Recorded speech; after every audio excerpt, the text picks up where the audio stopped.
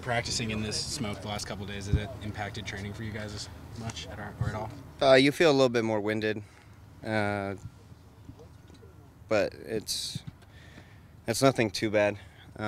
We've dealt with this before, and it's just part of the world we live in.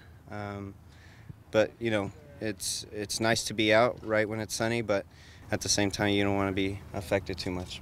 Looking ahead to Portland, what are your thoughts on just a high-intensity rivalry matchup, but coming off a big win against LA? Well, it's a team that's desperate at the moment. 3 games in a row without a victory, and ourselves on this run. It's a team that's playing without any pressure, because we're supposed to go in there and win, right?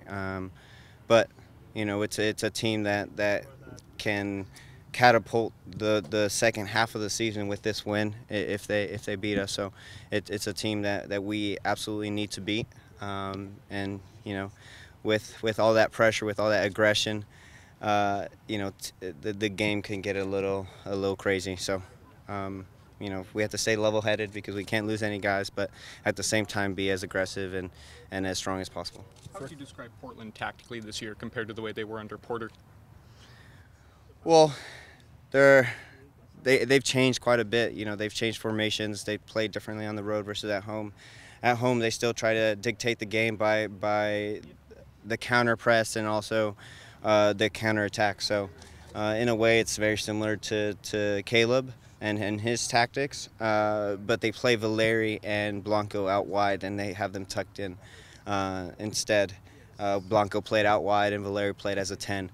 So in those soft areas, we have to be aware of Valeri and Blanco. And it's tough for the 2 center mids in the middle because they don't want to be too stretched. For a couple hours there last weekend, you guys were on the right side of the red line.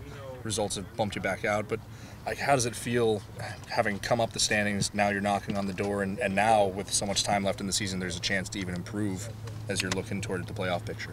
Yeah, I think there's always a chance that we can skip the play-in game.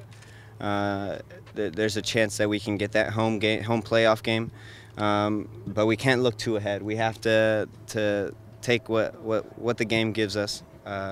Understand that we have to take it game by game and continue this momentum, because if one game slips away in this league, it could be detrimental. But at the same time, if you win 2-3 more, you put yourselves in a really good spot going forward. So we can't look too far, but it is very pleasing to see that we're above the red line for at least a bit, and all our hard work has looked to be paying off.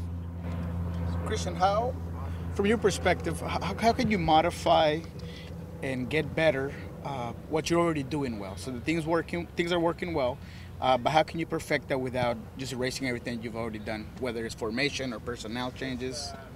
Well, I mean, it's in this league, it's tough to keep the same momentum, energy going, especially on the road. In a perfect world, you play every game at home, and you feel that buzz, you feel that energy in every game. But it doesn't take a lot to motivate guys. In this team, we have guys that just want to play, and they hate losing, and that's the culture that Schmetzer and the front office brings to this team.